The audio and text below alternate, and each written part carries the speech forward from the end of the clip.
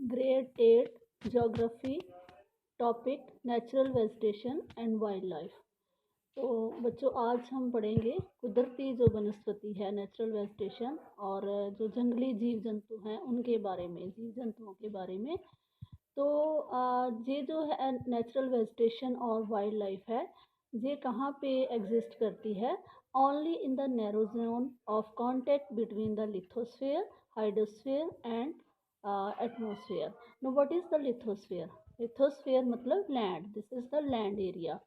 Hydrosphere मतलब जहाँ पानी होता है, एंड एटमोसफेयर जहाँ पे हवा होती है ना। We breathe in the atmosphere, हम सांस लेते हैं, एटमोसफेयर में हवा होती है। तो all these we can say biosphere, means के where there all these layers, lithosphere, hydrosphere and atmosphere meet at a point that is called the biosphere। तो जो बायोस्फीयर होती है, लिविंग बीइंग्स उसमें होते हैं, and they inter related and interdependent on each other for survival. कि कोई भी एक दूसरे के बिना ज़िंदा नहीं रह सकता, सर्वाइव नहीं कर सकता, तो वो एक दूसरे पे निर्भर करते हैं। तो ये एक तरह का लाइफ सपोर्टिंग सिस्टम बन जाता है हमारे लिए, कि जैसे हम जीव जंतुओं पर निर्भर हैं, पेड़ पौधों पर निर्भर हैं, सारे ऐसे एक दूसरे पर निर्भर हैं। तो this is called the ecosystem.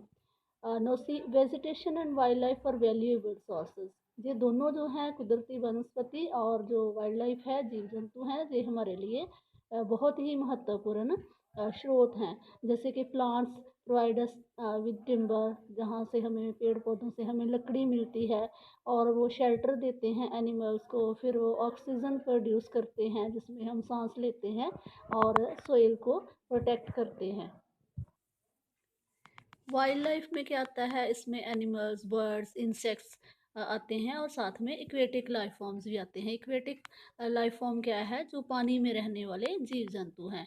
तो इन सब से हमें मिलता है मिल्क, मीट, हाइड्स, जो उनकी खल होती है, उनका स्किन होती है, और हमें वूल मिलती है।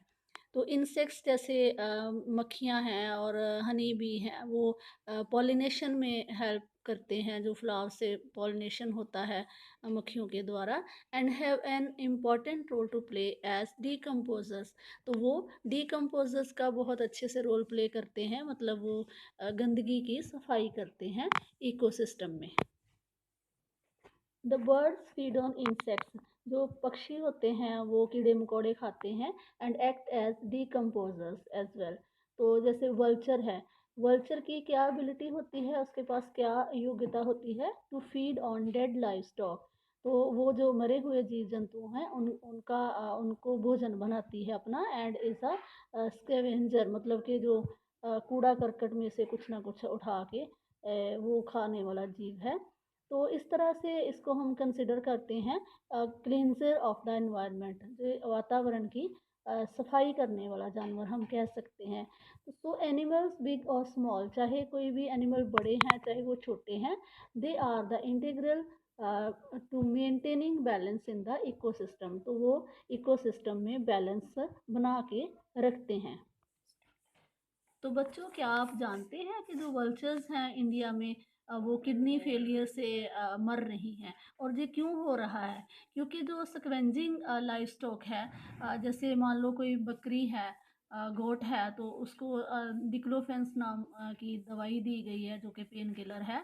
तो उसको अगर खा लिया, एस्प्रिन के बराबर ही होती है, एस्प्रिन जैसी होती है, या फिर एबुप्रोफन जो होता है उसकी जैसी होती है। तो अगर वो मरा हुआ जो जीव जंतु है, जैसे गोट है, तो उसको अगर इसने वल्चर ने खा लिया, तो उसके कारण उसको वो पेन किलर दिया था। तो इसका किडनी के ऊपर उसका बहुत ज़्यादा असर पड़ा।